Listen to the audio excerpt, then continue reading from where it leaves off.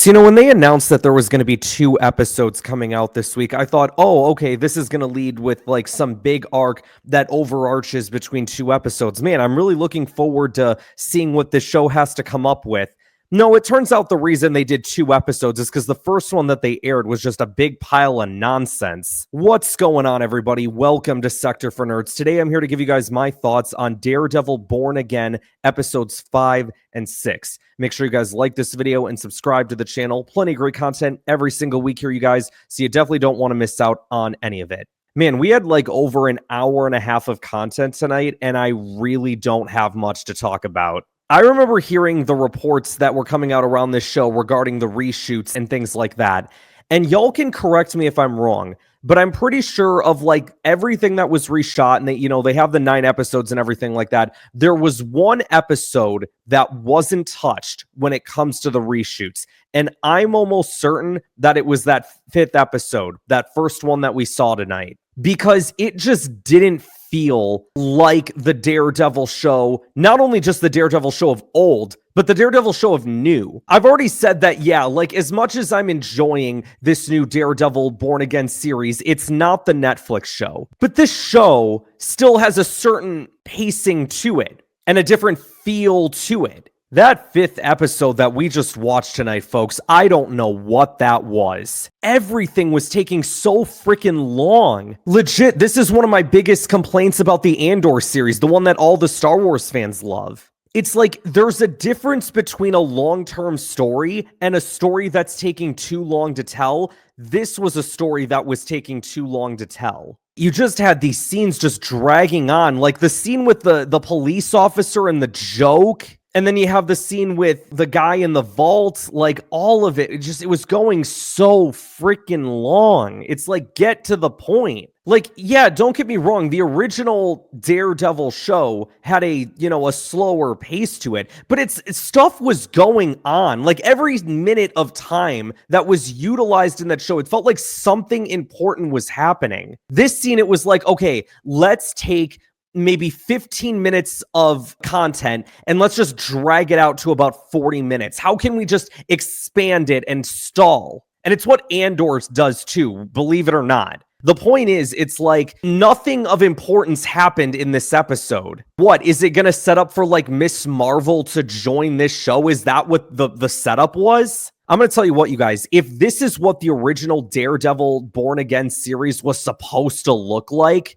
oh my gosh, what are we doing? Yeah, that first episode was just, it was nonsense. And then came the 6th episode. If I'm being perfectly honest, I wasn't necessarily a big fan of this episode either, but like, at least when I was watching through it, I'm like, okay, this at least feels like the Daredevil Born Again show again. Hey, see, I used again twice there. See what I did there? But again, like that 6th episode, I didn't really enjoy it too much. Like, I guess I appreciated the Jack cameo because I was a big fan of the Hawkeye show. But really the main part of this episode that I loved was like the final 10 minutes where, Matt Murdock finally puts on the suit again after 5 episodes of not having it. And remember, in that first episode, he wasn't supposed to have the Daredevil suit until they did all the reshoots. So my God, I don't know what the people that were working on this show were thinking, but he's finally got the suit on. He finally goes up against Muse. And then we see Fisk bring down the axe to the man that was sleeping with his wife, and Fisk just tears him apart. And I told you, I was like, that's victim number 1. Victim number 2 is going to be his assistant. I will say, there that one scene, though, where, like, that dude came in the office that was, like, trying to negotiate with him or whatever, and, like, was just being a complete butthole. I was like, dude, you're digging your own grave right now, man. This dude's about to kill you. Interesting, though, that your girl, Matt, has a little problem with the vigilantes, You may want to start bringing her around soon, I mean, that's kind of an important part of your life, especially since you just put the suit back on. I'm still rooting for you, bro. I'm still rooting for you. But, man, like, once I saw that Daredevil fight, I'm like, dude, it's about damn time. Man only puts on the suit freaking twice in the span of 6 episodes. Crazy. And I gotta say, you guys, like, we're kind of getting to the point now where, like, I feel like we're reaching where there's more episodes that I don't like versus episodes that I do like. It's actually kind of crazy. Don't get me wrong, there are certain moments in this show that I've been really enjoying in the, past couple episodes. Like if we're looking at episodes 4, 5, and 6, I would probably give all these episodes thumbs down. But I mean, episode 4 had the stuff with Punisher, right? And that was like one of my favorite moments of the entire show. Episode 5 was just nonsense from start to finish. And I'm actually really curious to see if you guys are in agreement with me on that. Maybe I'm in the minority. I don't know. And then episode 6, I feel like it started kind of weak, but then kind of picked up by the end, like that, again, the final moments with the Fisk fight, the Daredevil fight. I love that they did both of them at the same time, like kind of both men going back to their roots. Like I appreciated that.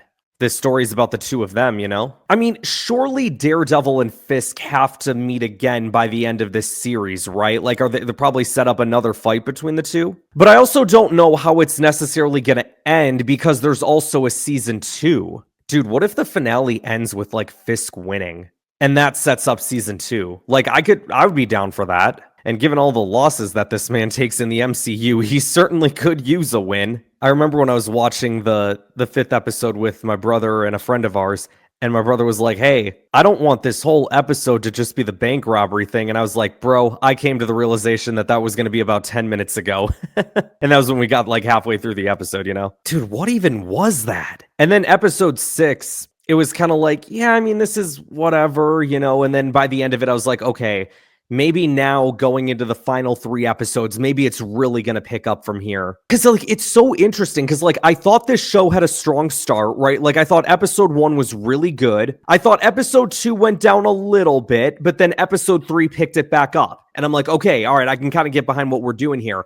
And then from like episode 4 onward, it just feels like we've been on this downward slope. And it feels like we've only started to go back up again with the ending of that episode that we just watched. And I honestly think, you guys, that that's the reason why they had episodes 5 and 6 back to back. I think Marvel knew if this really was one of the episodes that they kept before the initial reshoots of this show, I guarantee you then Marvel knew that this was going to be a disaster. If episode 5 was like the only thing that came out of this show, like if that was what this show is going to be, it's episodes like that why I've turned off from the MCU. Because it's incompetent writing, it's lazy, it serves no purpose and no creativity other than we have to stall time and we have to drag things out because we have no creativity over there. That's what that reeks of to me. I'm really curious to see if y'all feel the same way that I feel about this, because I legitimately feel like really strong about this right now. Like, I've seen the downward slope that the MCU has gone through, like, over these past couple years. And, like, listen, I tried to stay optimistic. There were a lot of times early on, like, in the beginning portions of the Disney Plus era where, like,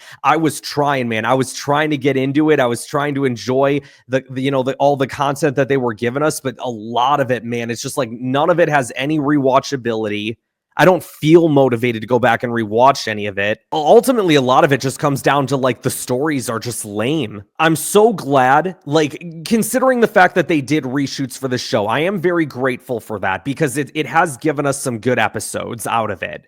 And it's given us some good moments, right? Like, again, the Daredevil and Punisher stuff. Very well done. Did I hear correctly that John Berthal was gonna that he was gonna walk off of the show or whatever because he felt like they weren't writing the Punisher that well? I'm pretty sure that's a real thing. Some of these people that were involved in the original show, like, I'm very glad that they stepped up for themselves, whether it be someone like a John Berthal or whether, Charlie Cox or Vincent D'Onofrio had anything to do with the reshoots as well. It's like, man, like, these people, y'all have to stand up for your characters, man, especially the ones that y'all worked so hard to establish, like, this incredible fan base that the Daredevil series has.